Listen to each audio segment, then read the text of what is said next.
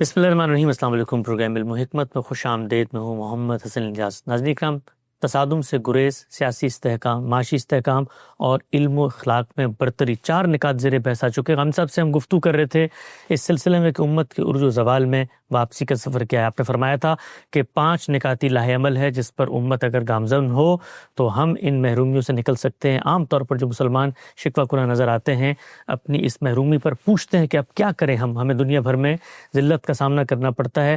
4 چیزیں زیر بحث ہو چکی ہیں، 5 چیز کو آگے بڑھائیں گے۔ حضرت سابق ہمارے سے تشریف فرما جناب جاوید احمد غامدی صاحب، ہم سے بہت شکریہ آپ کے وقت کا۔ پوچھنا چاہتا ہوں 5واں وہ کون سا اقدام ہے لاہ عمل کی اس فہرست میں، کون سا نقطہ ہے جو آپ کی نظر میں اگر مسلمان امت اپنائے تو یہ جو محرومی، مایوسی اور سوال ہر مسلمان کی زبان پہ ہوتا ہے کہ اب ہم پھر کیا کریں، تو وہ 5واں نقطہ کیا ہے جو انہوں نے کرنا ہے؟ اس بحث کا عنوان ہم نے یہ قائم کیا تھا کہ مسلمانوں کا عروج زوال۔ جی، مسلمانوں کو اب کیا کرنا چاہیے، یعنی پسچک باعت کر بھی اگر کوئی سوال ہے تو وہ مسلمانوں سے متعلق ہے۔ چنانچہ اس میں مسلمان ملت، مسلمان قوم بحیثیت قوم زیر بحث آئی ہے۔ وہ مراکش سے لے کر انڈونیشیا تک مختلف ملکوں میں آباد ہے۔ چنانچہ اس کی تقدیر کیا ہوئی، اس کو کہاں شکست ہوئی، اس کے بعد اس کے ممالک کے ساتھ کیا معاملہ کیا گیا، نئے ممالک کیسے وجود میں آئے، یہ سب چیزیں جس سطح پر زیر بحث رہی ہیں وہ پاکستان یا افغانستان یا بر صغیر نہیں ہے، وہ مسلمان قوم ہے۔ جی، اگر وہ مسلمان قوم ہے تو اب پھر 5واں اور آخری نقطہ یہی ہوگا کہ مسلمان ہونے کی حیثیت سے ان کا مذہب اسلام ہے، وہ اسلام کے ماننے والے ہیں، وہ اسلام کے ماننے والے ہیں اسی لیے مسلمان کہلاتے ہیں۔ اسلام کا ان کی اجتماعی زندگی سے کس طرح کا تعلق ہوگا، یا اگر وہ تعلق ہوگا تو اس کے حدود کیا ہیں۔ تو اس 5ویں نقطے کی بھی ہماری قومی زندگی میں بڑی غیر معمولی اہمیت ہے۔ یہ بحث کا موضوع ہے، اس پر ہر جگہ مقالات لکھے گئے ہیں، گفتگویں ہوئی ہیں، سیاسی تحریکیں چلی ہیں۔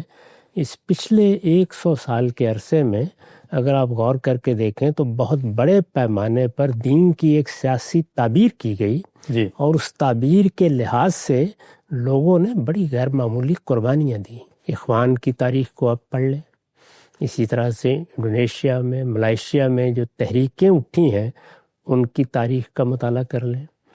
تیونس میں اسلامی تحریک جن مراحل سے گزری اس سے بھی لوگ اب واقف ہیں۔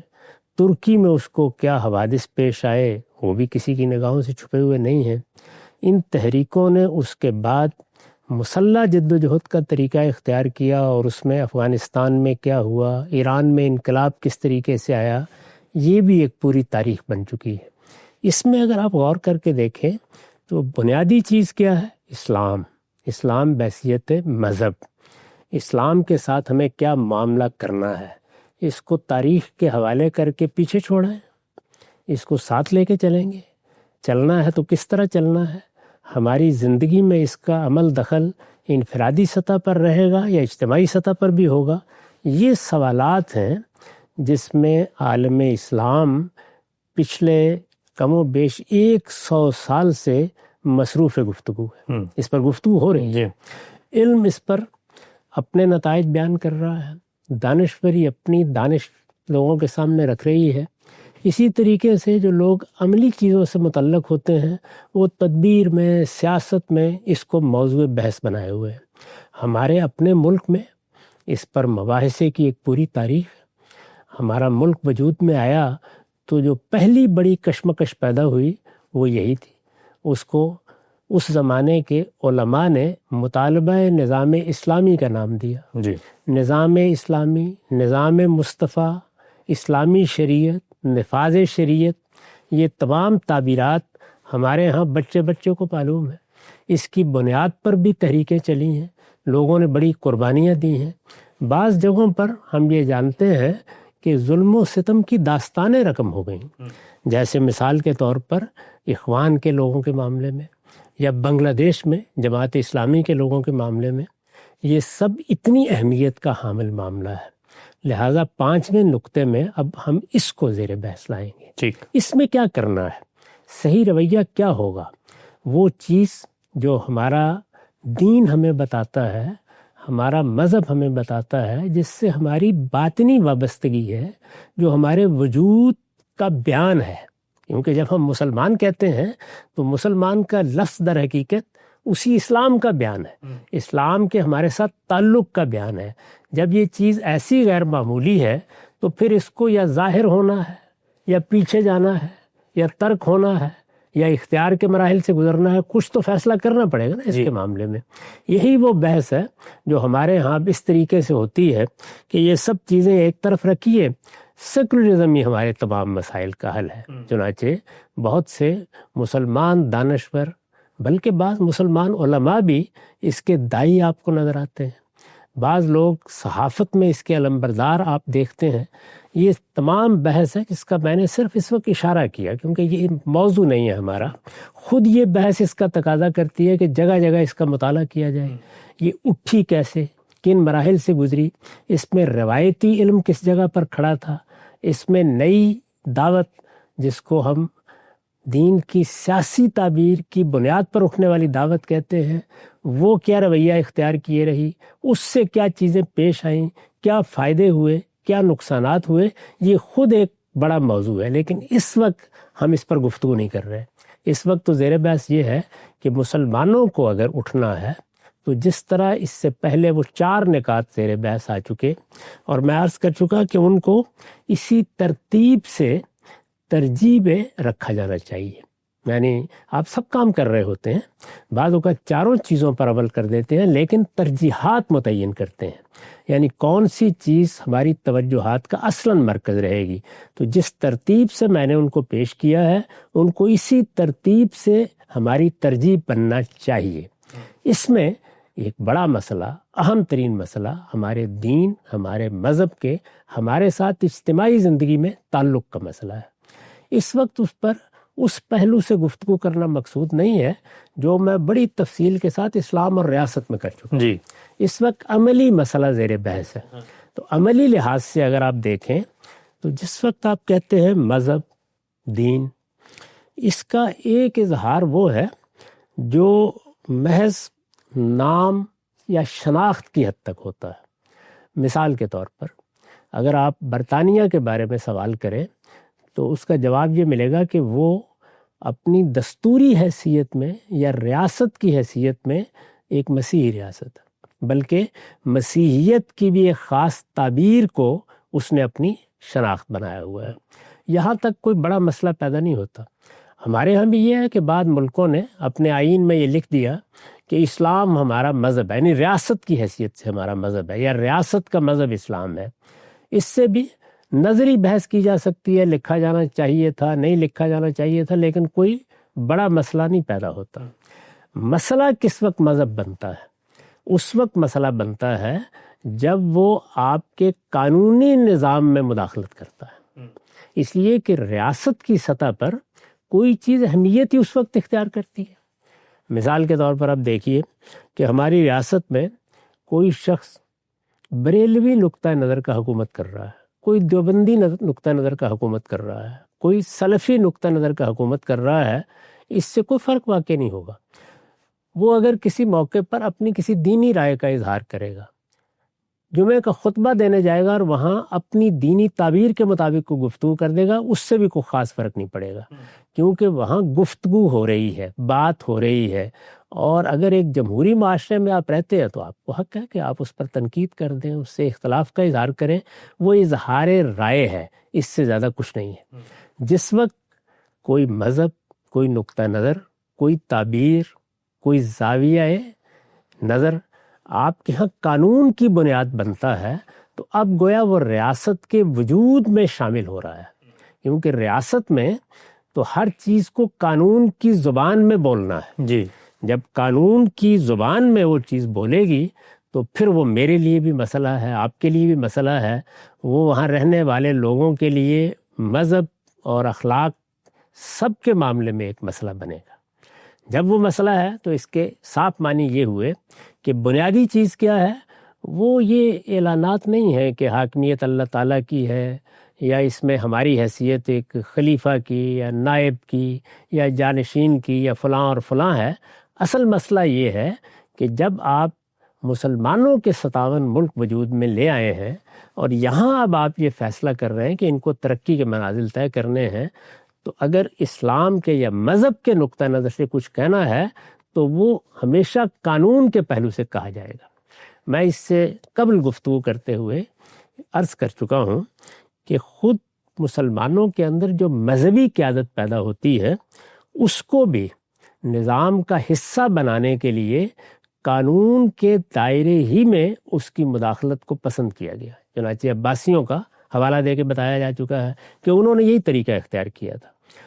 عثمانیوں نے اس سے آگے بڑھ کر ایک شیخ الاسلام کا منصب بھی تخلیق کیا. وہ کم و بیش اسی طرح کا منصب بن گیا تھا جس طرح کا منصب مثال کے طور پر مسیحیت میں پوپ کا منصب ہے. تو شیخ الاسلام کا منصب پھر اس کے کچھ تقاضے وہ بھی زیر بحث رہے. تاہم جو اصلی چیز ہے وہ یہ ہے کہ جب ایک قانونی روایت قائم ہوئی تو وہ قانونی روایت کن لوگوں کے پاس تھی. تو ہمارے لیے بھی مذہب کے نقطہ نظر سے جو بڑا مسئلہ بنتا ہے وہ یہ ہے کہ جو ریاستیں اب وجود پذیر ہو گئی ہیں اس میں قانونی روایت کیا ہوگی. قانونی روایت کیا ہوگی اس سے پہلے بھی غالباً زیر بحث آ چکا ہے کہ دنیا میں اس وقت جو بڑی روایتیں ہیں ان میں ایک کامن لا کی روایت ہے، ایک سول لا کی روایت ہے. کامن لا کی روایت ان جگہوں پر زیادہ لوگوں نے قبول کی ہے جو برطانیہ کے زیر اثر رہے ہیں، اور سول لا کی روایت ان جگہوں پر رواج پاتی رہی ہے جہاں پر فرانس کا زیادہ اثر رہا ہے. تو ان دونوں روایتوں ہی کو بنیاد بنا کر ان مسلمان ملکوں میں اصلاً قانونی نظام وجود پذیر ہوا ہے. اس میں مستثنیات بھی ہیں، ظاہر ہے، جیسے سعودی عرب ایک مستثنا ہے اور بھی بعض جگہیں ہیں. بالعموم یہی طریقہ اختیار کیا گیا.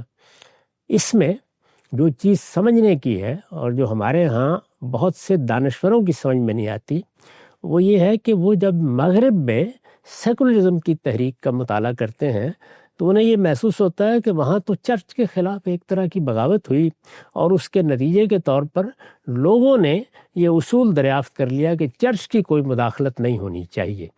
چرچ کی مداخلت ایک بالکل الگ چیز ہے. وہاں پر چرچ بحیثیت ایک مذہبی ادارے کے سامنے ہے. وہ اقتدار میں اپنے حصے کا مطالبہ کر رہا ہے، ٹھیک، اور اقتدار میں ایک خاص جگہ تاریخی لحاظ سے حاصل کیے ہوئے بھی ہے. اس میں کشمکش برپا ہوئی. جب وہ کشمکش برپا ہوئی ہے تو وہاں پر کوئی الہامی یا اللہ تعالیٰ کے کسی حکم کا مسئلہ زیر بحث نہیں آیا. وہاں اس کا ظہور در حقیقت ایک مذہبی طبقے میں اور دانشوروں میں، فلسفیوں میں، حکماء میں، ارباب سیاست میں کشمکش کی صورت میں ہوا ہے. ہمارے ہاں صورتحال یہ نہیں ہے. ان کے ہاں ہم سے مختلف صورتحال کیوں پیدا ہوئی؟ اس لیے نہیں کہ ایک وقت میں جب رنائسنس ہوا، احیاء کی تحریک چلی، تو فلسفیوں کے زیر اثر کو فیصلہ کیا گیا. ان کی مذہبی روایت میں سینٹ پال نے یہ فیصلہ کر دیا تھا. اچھا، یہ فیصلہ صدیوں پہلے ہو گیا تھا. یعنی ان کی مذہبی روایت میں تورات کا قانون یہود کے ہاں قانون کی بنیاد تھا. یعنی یہود کی قانونی روایت اصل میں تورات کے مطابق، تورات کی روشنی میں، تورات کے احکام کی پیروی میں قانون سازی کی روایت تھی. اور قانون سازی کی وہ روایت بھی اپنے پیچھے ہزاروں سال کا تجربہ رکھتی تھی. یہی روایت ہے جس کو سیدنا مسیح علیہ السلام نے بھی آگے بڑھانے کے لیے فرمایا تھا. جب یہ فرمایا تھا کہ میں تورات کو منسوخ کرنے نہیں آیا، میں تو اس کو پورا کرنے کے لیے آیا ہوں. تاہم سینٹ پال کے زمانے میں مسیحیت نے یہ فیصلہ کر لیا کہ وہ قانونی روایت کو یہود کے پاس چھوڑائیں. گویا ترک کا فیصلہ اس وقت ہوا. اچھا، اب کیا چیز تھی؟ انجیل. انجیل میں کوئی قانون نہیں ہے. انجیل قانون کو بیان ہی نہیں کرتی، اس کا یہ موضوع ہی نہیں ہے. انجیل میں دین کی حکمت بیان ہوئی ہے، دین کا فلسفہ بیان ہوا ہے. دین جس طریقے سے پاکیزگی نفس پیدا کرتا ہے اس کی جانب توجہ دلائی گئی ہے. دینی حقائق کے اندر اتر کر انسانی رویے کیا بنتے ہیں اس کو موضوع بنایا گیا ہے. یہ ساری چیزیں ریاست سے اس طرح متعلق ہی نہیں ہوتی. اس وقت بھی چرچ اگر ان چیزوں کو بیان کرتا ہے یا لوگوں کے سامنے رکھتا ہے یا ان کی بنیاد پر ان کی تربیت کرتا ہے تو اس سے کوئی فرق واقع نہیں ہوتا. اس پہ بحث ہو جائے گی، گفتگو ہو جائے گی، اختلاف رائے ہو جائے گا. یہ قانون کی بنیاد نہیں بنتے، اور جب یہ قانون کی بنیاد نہیں بنتے تو کوئی بڑا مسئلہ پیدا نہیں ہوتا. چھوٹی چھوٹی بعض چیزیں ہیں جو کبھی کبھی نزاع کا باعث بن جاتی ہیں مذہبی نقطہ نظر سے بھی. وہ آپ نے اب بھی دیکھا ہوگا، مثال کے طور پر اسقاط کا مسئلہ زیر بحث آ گیا. مثال کے طور پر جس طرح کی نئی شادیوں کے بعض تصورات پیدا ہوئے ہیں ان پر کوئی بات ہو گئی، تو وہاں بھی اگر آپ غور کر کے دیکھیں تو قانون سے زیادہ اخلاق کی تعلیمات ہیں جو لوگوں کے لیے فیصلے کا باعث بنتی ہیں. یعنی اثر ہو رہا ہے وہاں پر لیکن اس کی بنیادیں اخلاقی ہیں. ٹھیک، تو جب بنیادیں اخلاقی ہوتی ہیں تو اس میں بھی انسان اپنے اندر ایک قدر مشترک تلاش کر لیتے ہیں. یعنی وہ مذہبی حکم نہیں بنی ہوتی. مسئلہ وہاں پیدا ہوتا ہے جہاں مذہب اپنی شریعت بیان کرتا ہے. تورات میں اللہ تعالیٰ کی شریعت بیان ہوئی ہے. شریعت یعنی قانون بیان ہوا ہے. قانون ظاہر ہے کہ اپنے ضابطے رکھتا ہے، وہ کچھ چیزوں کا پابند کرتا ہے، وہ اس کے نفاذ کا تقاضا کرتا ہے. جب یہ صورتحال پیدا ہوتی ہے تو اب گویا ریاست کی سطح پر، اجتماعی زندگی کی سطح پر یا نظم اجتماعی یا ارباب حل و عقد کی سطح کے اوپر ایک بڑا مسئلہ پیدا ہوتا ہے کہ اس کا حل کیا ہونا چاہیے. تو میں نے عرض کیا کہ قانون کے بغیر کسی ریاست کا تصور نہیں کیا جا سکتا. ہم جب سیاسی اقدار کا ذکر کرتے ہیں تو اس میں بھی بار بار یہ کہتے ہیں کہ قانون کی حکمرانی، قانون کی بالادستی قائم ہونی چاہیے. ریاست اور قانون لازم و ملزوم ہے. میں نے عرض کیا کہ جب یہ ریاستیں وجود میں آئیں تو ایسا نہیں ہوا کہ قانون کا معاملہ کہیں خلا میں پڑا رہ گیا، بلکہ وہی روایت جو حاکموں نے قائم کر دی تھی، جو استعمار نے قائم کر دی تھی، وہ اگر کسی جگہ کامن لا کی روایت تھی اور کسی جگہ سول لا کی روایت تھی تو اس کو بنیاد بنا کر آگے گفتگو شروع کر دی گئی. اور بحث زیادہ تر یہ ہوئی کہ روایت تو ہم نے یہ اختیار کر لی ہے، اب اس میں دین کے کوئی خلاف بات نہیں ہونی چاہیے، ہے تو اس کو ہم تبدیل کر لیں گے. یعنی یہ طریقہ اختیار کیا گیا. میں نے بارہا توجہ دلائی ہے کہ میرے خیال کے مطابق یہ طریقہ صحیح نہیں تھا. یعنی ہمارے ہاں کیا ہوا ہے، قرآن مجید میں بھی اسی طرح قانون بیان ہوا ہے جس طریقے سے تورات میں بیان ہوا ہے.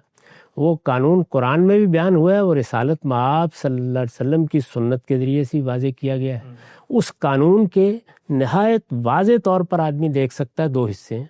ایک وہ جس کا تعلق فرد سے ہے بحیثیت فرد، اور دوسرا وہ جس کا تعلق مسلمانوں کی جماعت سے ہے. مسلمانوں کی جماعت جب ایک ریاست میں منظم ہو جائے گی تو ظاہر ہے کہ جو کچھ کہا گیا ہے اب اس کے تعلق کا سوال پیدا ہو جائے گا. یہ جب شریعت کا نفاذ کہا جاتا ہے یا اسی طرح سے نظام اسلامی کی تعبیرات اختیار کی جاتی ہیں تو اگر آپ غور کر کے دیکھیں تو یہیں سے پیدا ہوتی ہے. یعنی ہمارے ہاں قرآن میں یہ چیز موجود ہے. یہ چونکہ قرآن میں موجود ہے اور کوئی سینٹ پال نہیں پیدا ہوا، یعنی مذہبی سطح پر یہ روایت جس طرح سے رسالت پاک صلی اللہ علیہ وسلم نے قائم کر دی، خلفائے راشدین نے قائم کر دی، یہ اسی طرح اب بھی موجود ہے. آپ دیکھیے کہ ہمارے ہاں مذہبی مدارس ہیں. جب مذہبی مدارس میں تعلیم دی جاتی ہے تو سب سے زیادہ تعلیم کا محور اور مرکز کیا چیز ہے؟ فقہ اسلامی، مسلمانوں کی فقہ، یعنی وہ قانونی نظام. وہ اب بھی اسی طرح زیر بحث ہے، درحال کہ اس کا وہ رابطہ نہیں رہا. تو میں یہ عرض کرتا ہوں کہ مسلمانوں کے لیے اس معاملے میں صحیح رویہ یہ تھا کہ وہ اپنی قانونی روایت سے اپنا تعلق دوبارہ پیدا کر لیتے. یہ تعلق مسلمانوں کے ہاں خود مسلمانوں کے اندر منقطع نہیں ہوا تھا. یعنی وہ تو اس تعلق کو عباسیوں کے ہاں، امویوں کے ہاں، مغلیہ سلطنت میں ہر جگہ قائم رکھے ہوئے تھے، عثمانیوں کے ہاں بھی. آخری زمانے میں آپ جانتے ہیں کہ ادھر فتاوی عالمگیری مرتب کی گئی، ادھر مجلہ مرتب کیا گیا. تو آخری زمانے تک یہ تعلق اسی طریقے سے قائم تھا. یہ جو مسلم لاء کی روایت ہمارے یہاں موجود تھی، ہم اس سے دائیں بائیں ہو نہیں سکتے تھے. ہمیں اگر آزادی ملی، اپنا نظام خود بنانے کا موقع ملا، تو پہلا فیصلہ یہ ہونا چاہیے تھا کہ ہم اپنی اس قانونی روایت کو بنیادی چیز کی حیثیت سے اپنے قانون میں اختیار کر لیں. اچھا، جب ہم اس کو اختیار کر لیں گے تو ظاہر ہے کہ وہ سارے سوالات ختم ہو جائیں گے. یعنی اب اسلام کا کیا تعلق ہے؟ بہت تعلق ریاست کے نظم میں قائم ہو گیا، یعنی اس میں پیوستہ ہو گیا، پیوست ہو گیا. یعنی اس کے جو بنیادی ادارے ہیں، آپ جانتے ہیں نا کہ اس کو کیسے بیان کرتے ہیں؟ آپ ایسے بیان کرتے ہیں نا کہ ایک مقننہ ہے، ایک انتظامیہ ہے، ایک عدلیہ ہے. تو عدلیہ نے تو قانون کے مطابق فیصلے کرنا. قانون کی روایت موجود ہے, قانونی روایت پہلے سے موجود ہے, اس روایت کو لازماً اختیار کرنا چاہیے تھا. یہ جو بڑی غلطیاں ہوئی ہیں ان میں سے ایک غلطی ہے. یہ ہمارے ہاں جو ساورینٹی کی بحث پیدا ہوئی اور اس طرح کی چیزیں پہلے نہیں ملتی, وہ بھی اسی لیے پیدا ہوئی کہ ہمارے ہاں ساورین کی حیثیت اصل میں شریعت کو حاصل ہے, یعنی اللہ تعالیٰ کے حکم کو. اور ہمیں قرآن مجید میں یہ بتا دیا گیا ہے کہ من لم یحکم بما انزل اللہ فاولئک هم الکافرون, یعنی اللہ کی بارگاہ میں تو اسلام کی حیثیت سے اجتماعی سطح پر اسی وقت قبول کیا جائے گا جب ہمارے ارباب حل وقت اللہ کے نازل کردہ قانون کے مطابق فیصلے کر رہے ہوں گے. یہ بات قرآن میں لکھی ہوئی ہے, اس کو مسلمانوں کا بچہ پڑھ رہا ہے. قرآن کبھی منسوخ نہیں ہوا, وہ ہمارے لیے اللہ کی ہدایت, اللہ کی کتاب ہے. یہ سب کچھ ہوتے ہوئے جو قانونی روایت ہمارے اس قانونی روایت کی خصوصیات کیا ہیں, اس قانونی روایت کی باقی خصوصیات کا یا باقی چیزوں کا اس وقت تقابل میں نہیں کر رہا, یعنی کامن لا سے یا دوسری چیزوں سے. اس میں ممکن ہے کہ بہت سی چیزیں کامن لا کی, بہت سی چیزیں سول لا کی یا جدید قانونی روایت کی بہت بہتر ہو, وہ ایک الگ بحث ہے. اس قانون کی خصوصیات یہ ہے کہ وہ اللہ کی شریعت کی بالادستی کو مان کر ترتیب دیا گیا ہے, وہ اس کے زیر سایہ بنا ہوا ہے, وہ اس کی بنیاد پر اخذ و استنباط کے فیصلے کرتا ہے. یعنی وہ بھی ایک قانونی روایت ہے, وہ بھی ایک انسانی کام ہے.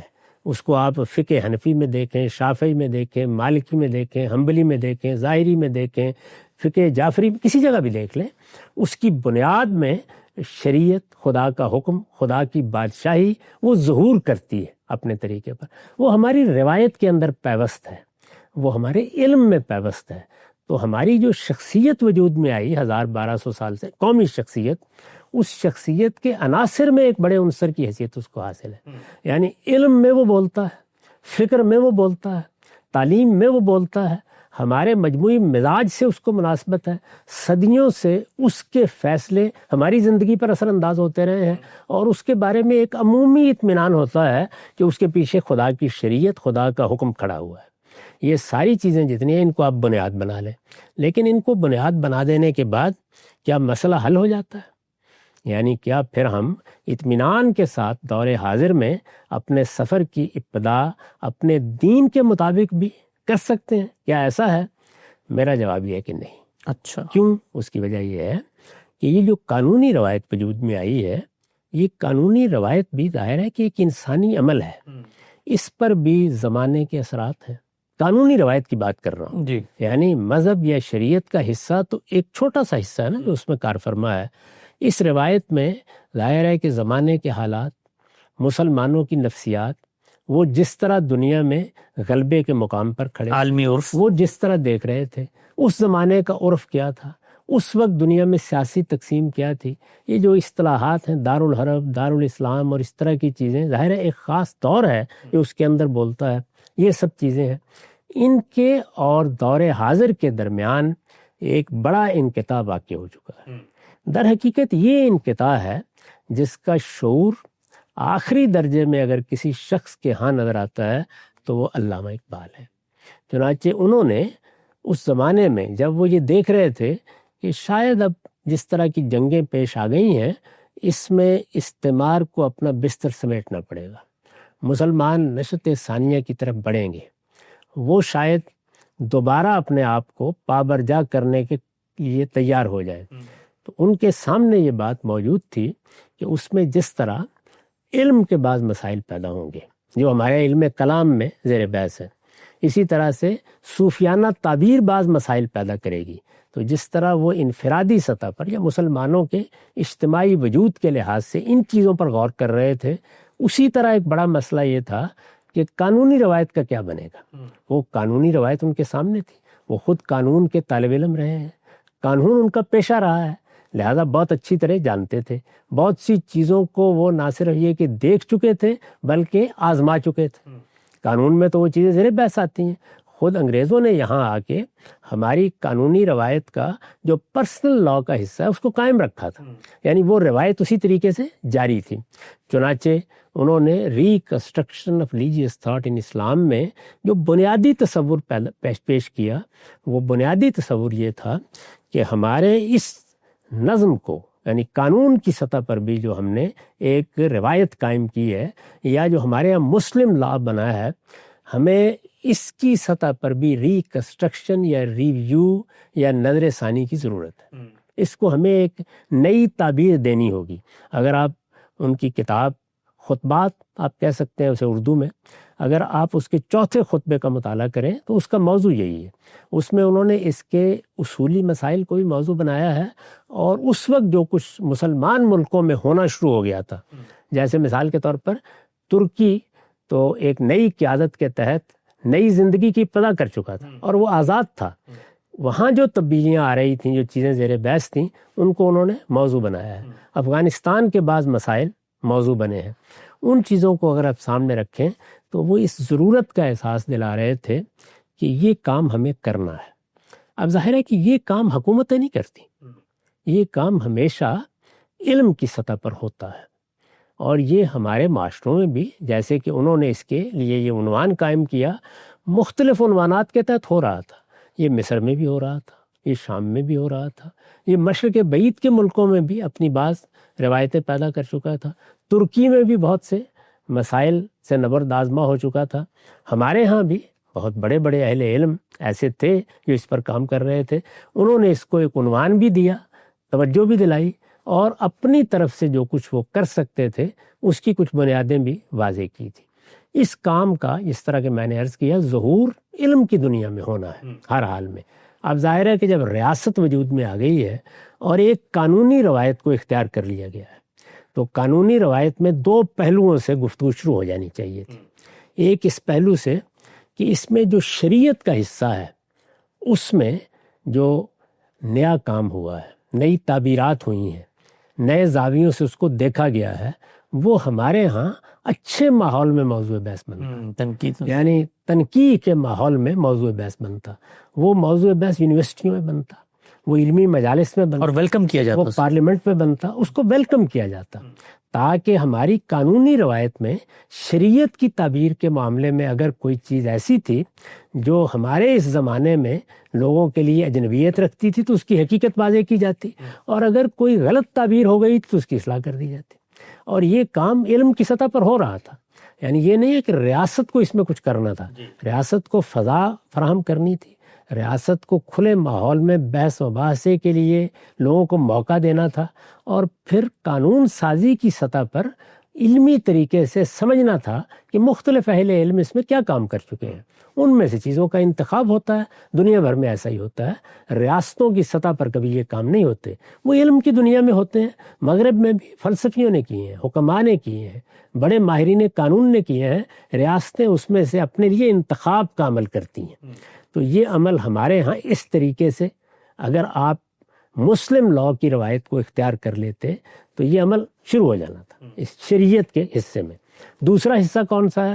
جو شریعت کا اصلاً جزو نہیں ہے، بلکہ اس میں جو قواعد عامہ متعین ہوتے ہیں، جو عقل و فطرت کے مسلمات ہیں، ان کی بنیاد پر ہمارے فقہاء نے بھی قانون سازی کی ہوئی ہے۔ اس قانون سازی کے مقابل میں دنیا نے جو کچھ اب تک کیا ہے، خواہ وہ کامن لا کی روایت میں ہے، خواہ وہ سول لا کی روایت میں ہے، اس میں جو ماہرین پیدا ہوئے ہیں، اس میں جو تجربات کیے گئے ہیں، اس میں امریکہ میں، برطانیہ میں، یورپ کے دوسرے ملکوں میں جس طرح کے مسائل پیش آئے ہیں وہ بھی ہمارے سامنے موجود تھا۔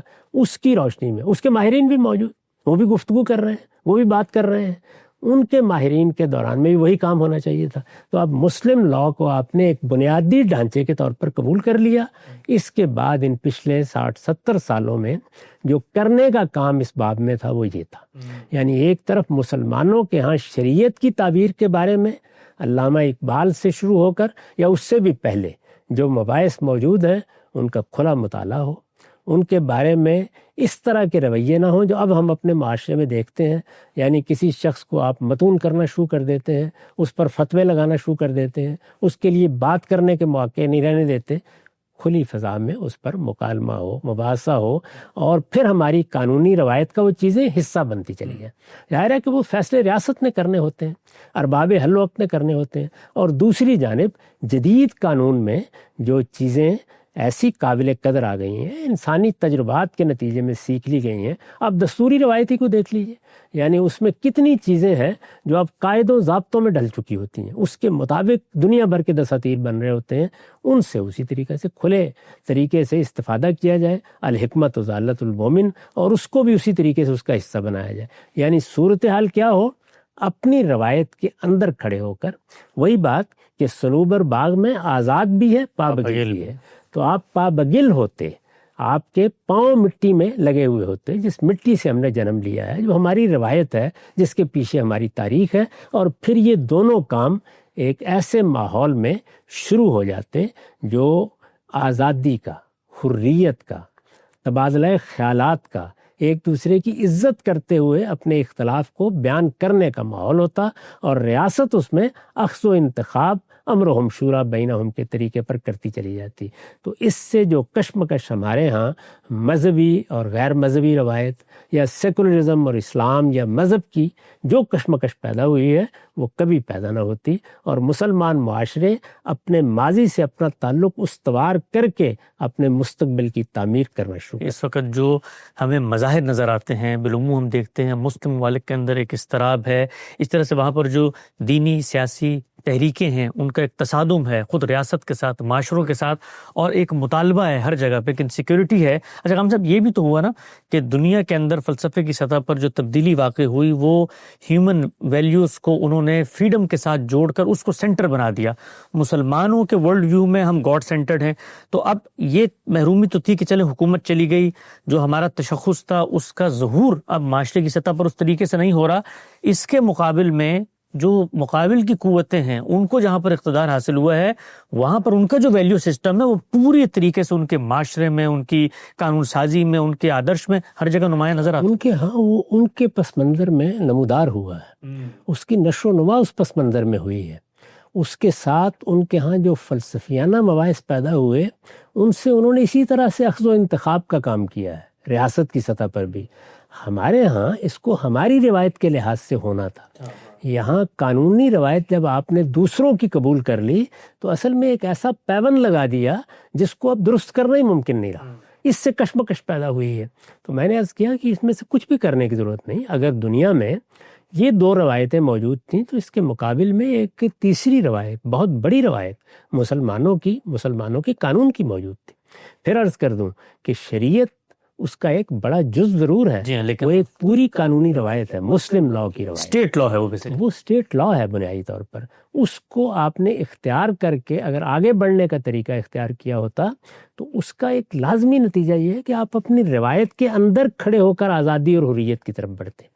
یعنی میں یہ عرض نہیں کر رہا کہ ہم اس کے مقلد ہو جاتے، نہیں، اس کو بنیاد بنا لیتے. جب تک آپ کو بنیاد نہیں ملتے آپ خلا میں تو نہیں رہ سکتے. یعنی یہاں بھی یہی ہوا. ایسا تو نہیں کہ آپ نے یہ کہا کہ اب خلا ہے، دنیا کی ساری قانونی روایتوں سے ہم نے رشتہ کاٹ لیا ہے، اب ہم کل سے نیا قانون بنانا شروع کریں گے. نہیں، آپ کو یا کامن لا کی روایت کو یا سول لا کی روایت کو قبول کرنا پڑا، اور اس کے بعد آپ اس میں ترامیم اضافے کرتے چلے جاتے ہیں. تو میں یہ عرض کر رہا ہوں کہ اگر ہم اس جانب گئے ہوتے تو ہمارے ہاں نہ مذہبی اور سیاسی قیادت کی کشمکش پیدا ہوتی، نہ علم سے ہمارا انقطاع ہوتا، نہ مسلمانوں کی روایت کے ساتھ ہم انقطاع میں جاتے، بلکہ ٹھیک اپنی جگہ پر کھڑے ہو کر، اپنی روایت میں کھڑے ہو کر ہم دنیا کی تحقیقات سے، قانون کی روایت میں جو کچھ نئی چیزیں پیدا ہوتی ہیں ان سب سے استفادہ کرتے اور ہر اچھی چیز کو اس کا حصہ بناتے چلے. نقطہ بالکل واضح ہو گیا. 5 کے قریب چیزیں ہیں جو غامدی صاحب نے باقاعدہ پیش کر دی ہیں امت کے لیے، ایک راہ نجات، ایک لاہ عمل، آگے کے سفر، محرومیوں سے نکلنے کی ایک روشنی، ایک نیا باب. غامدی صاحب سے ان تمام چیزوں کے اوپر ضمنی، توضیحی، تنقیدی نوعیت کے جو اشکالات پیش کی جاتے ہیں وہ بھی خدمت پہ رکھیں گے. وقت یہاں پہ ختم ہوتا ہے، دوبارہ حاضر خدمت ہوں گے. اب تک آپ کا بہت شکریہ.